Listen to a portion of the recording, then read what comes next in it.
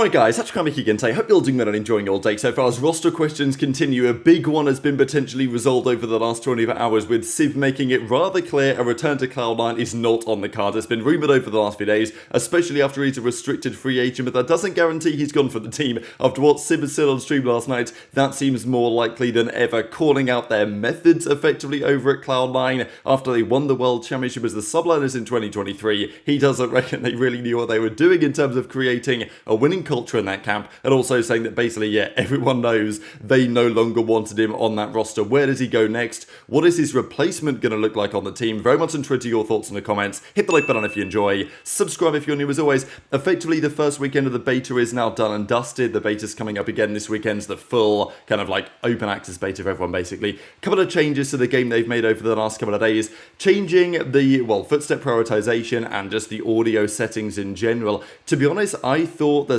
sliding was relatively like loud enough you could hear it. It wasn't like loud, but I've actually increased that, which is, I wouldn't say massively concerning, because I'm hoping when the full game launches there's going to be dead silence in the game, with any luck anyway. If there's not, that is a bit of a problem, right? But right now, definitely those that are turning their heads up to the max are probably going to have a slightly better time now than they were a couple of days ago. These, by the way, are the server locations for Black Ops 6 for the beta at least. This doesn't necessarily align with where the servers are going to be for like the Call of Duty League. I'm supposing they can just kind of put them wherever they want, really. And, you know, it's obviously been a talking point, right? Certainly back when the CDL first started and we had to then do everything online after the pandemic, there was lots to talk about the server locations being very beneficial for some teams over others. Eventually, they put in more and more servers over time, and that thankfully resolved some of the situations, but it's still better to be in Dallas, obviously. And it's interesting that there's actually none at all in Canada.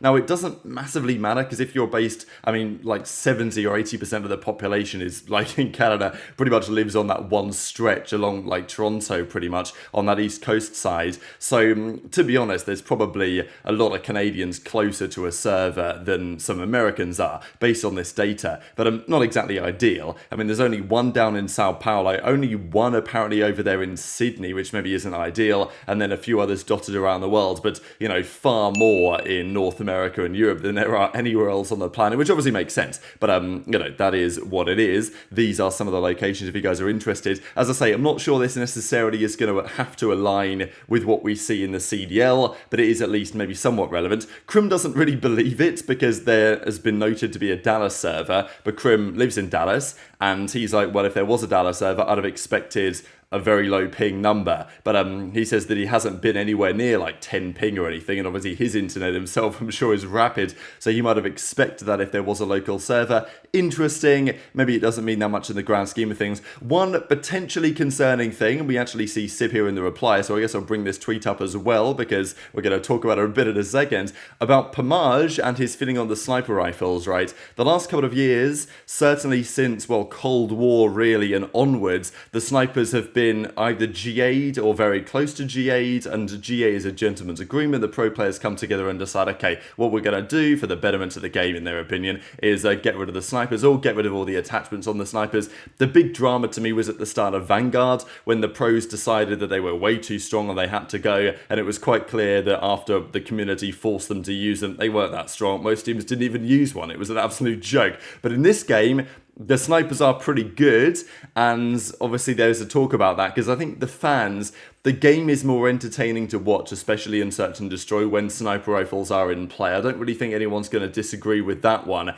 but the problem is that the pros, if they feel like they're too strong, they tend to ban them. Now, it's pretty rare, I would say, that a sniper rifle with no attachments, if that was the GA, is going to be too strong. But, you know, this most recent season, it just wasn't used right. So, yeah, Pamaj says it's still an open beta. Just expect it now. It's so lame to just mentally chalk something out of your head this early. But his feeling is that maybe it's going to be gone. Sib then says they just need to add no aim assist, which, of course, famously was a feature introduced in Black Ops 3. I've done it again, but, like, I don't know myself. Because in that game, the Locus and the SVG E500s, and basically those were the two snipers that were used that year, they had no aim assist on them when you aimed down sights. So it was all skill at that point, and they were still usable, still viable for sure, still very powerful, but they weren't as strong as they could have been otherwise. And that Sib's perspective is like, look, how about we have an option just to turn off aim assist when the snipers are ADS'd? That would probably be a good solution, to be fair, but it doesn't seem like that option is in the game right now. But let's talk about Rostermania, because Boston Breach have been a big question mark over the last couple of weeks,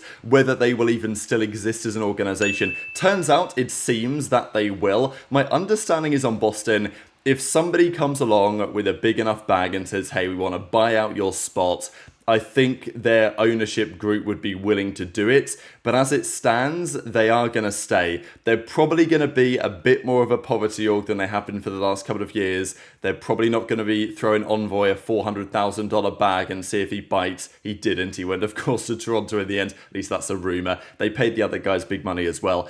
That is very unlikely to be the case going forwards, and it's a bit of a, I hope that Boston don't turn into Los Angeles Grillers, where they do nothing and barely even hire a social team. At least they've made a video here, right? They put a video out with Shawnee talking about what things are changing, but they say they've got a bite-sized style of docuseries, new episodes dropping every couple of weeks like the Black Ops 6 season, so at least they are somewhat still committed to the space, even if they're more of a poverty org than they once were. And honestly, it would be funny, but I wouldn't be surprised if whatever they do this season is more successful than the last couple of years, like even if their budget is somewhat reduced. JKL says, I've been told that, and this video makes it clear, Boston will be sticking around in the CDL. Oxygen is also likely staying in R6, although they have got rid of their Valorant project, and they're already in talks with players. I wouldn't expect them to be offering like crazy money and aiming for the stars like the last couple of years. I understand they spoke with various organizations about a potential sale, so okay, that's interesting, right?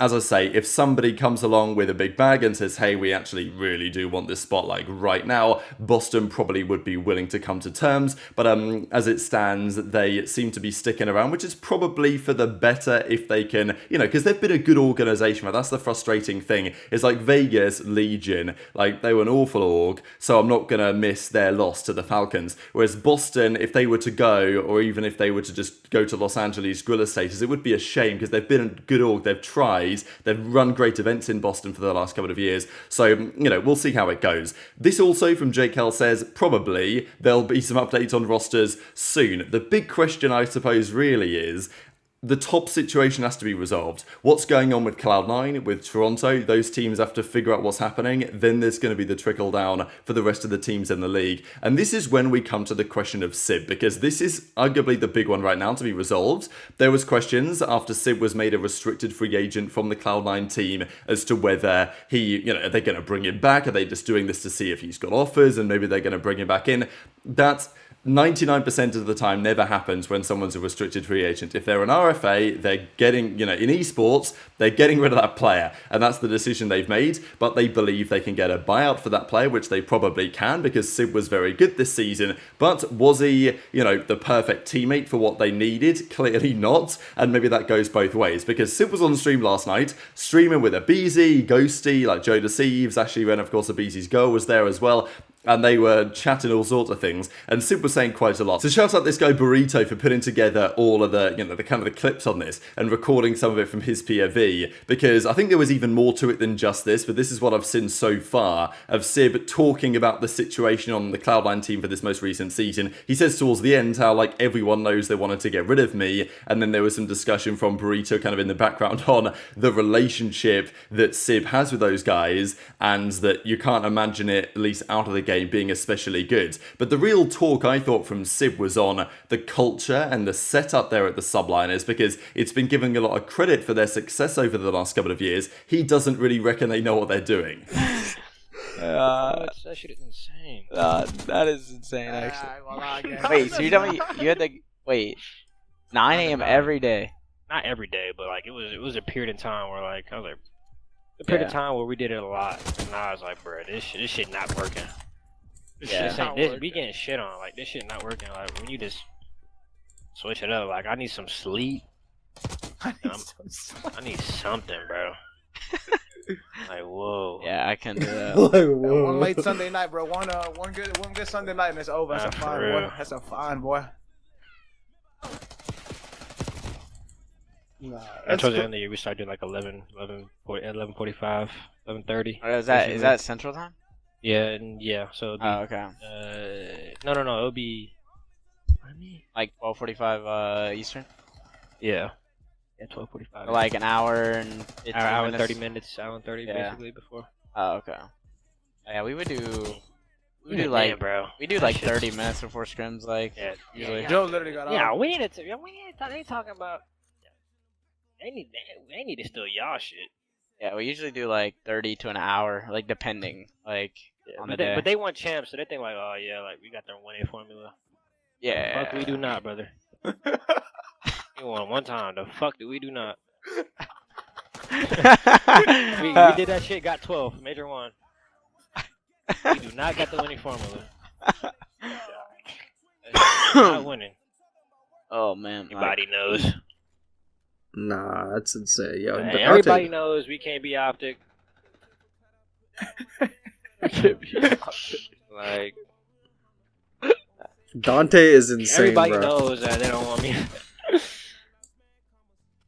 So when you're kind of like airing out dirty laundry to this effect, it's pretty unlikely you're just going to walk back into that team because as Sib says, you know, trying to get there at 9 AM so they can get several hours worth of VOD review and work in before they even start practice. That means you've got to get up even earlier than that. And look, it seems like that culture, that team did that in their lead up to their World Championship run. And it's actually kind of interesting in hindsight, really, that they did decide to drop Priestahh for Sib in that circumstance, because clearly compared to the other teams in the league, as aBeZy says, and OpTic for example, they're turning up, you know, 30 minutes before, maybe an hour before their scrims are due to start, so they can look at a couple of things, maybe look at a bit of VOD, and then just get right into practice.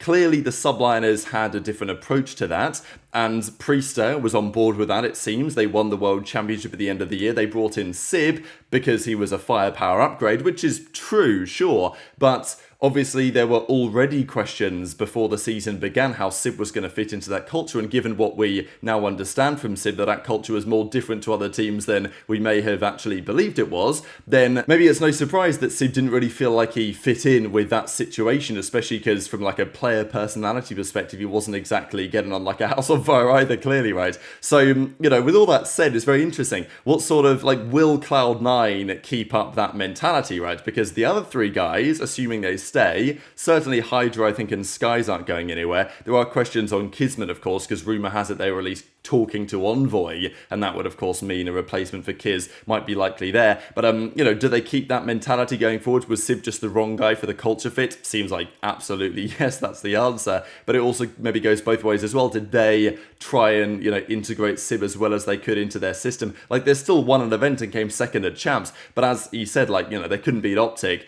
He reckons that their whole culture, their whole setup was wrong, and because they won champs with that, they think that's the, you know, that's the way to go. But then you can execute that again and come top 12. So that's not necessarily the full story, is it? So very interesting, I thought, from Sib, but obviously making it very clear that he's not going to be going anywhere near that organisation and probably that coaching staff ever again. His numbers this season were very impressive. We saw them the other day. Who gets him? That's the question. The most likely to me, I mean, there's a couple of teams, one of which, of course, is Thieves, who should very much be interested to see if they can get Sib in for, like, a Nastie or something. That's something to think about. The other option, but then again, if Sib doesn't like waking up early, then if you're based out on the West Coast, then, you know, scrim times end up being a couple of hours earlier than if you're based out in Dallas. So there is that maybe to consider there. But also, it's obviously Toronto, isn't it? If they are going to blow up their team and make some changes, some sort of Scrappy for Sib trade with some money going, you know, potentially Toronto's way could be something to consider as well. So very much intrigued to your thoughts on that in the comments below. Of course, as it stands, Kismet, we don't know what's happening here, whether he's going to be going anywhere or not. I will say, you know, given that people do talk about Kiz as a bit of an onliner, the numbers, I mean, like, they do kind of pay that, don't they? Like, he actually ends up with an 87 overall, which is a very impressive overall card. But his LAN card was, I mean, like, the respawns are pretty similar, to be honest. But the search, I can't believe, really, the search and destroy numbers. It's difficult to explain this, isn't it? going from a 1.3 in search online to a 0.89 on LAN. This is why people are going to say sound EQ, right? And to be fair, I can kind of see that explanation when you look at numbers like this, but it is nonetheless interesting. Very much interested to your thoughts in the comments below, but as I say, you know, it's pretty clear now that Sib is not going to stay on that Cloud9 team, and they will do everything they can, apparently, to get Scrappy from the Toronto Ultra. If they're successful, they're going to be in a great spot. If they're not, who do they get instead? Maybe an aBeZy or something like that could be an option. But also just worth considering that over the last couple of days, Sib has definitely not been playing Black Ops 6 beta with HyDra and Skyz, but Priestahh has, and you know, so maybe there's something in that. But hit the like button if you enjoyed, subscribe if you're new, take care, and I'll see you next time.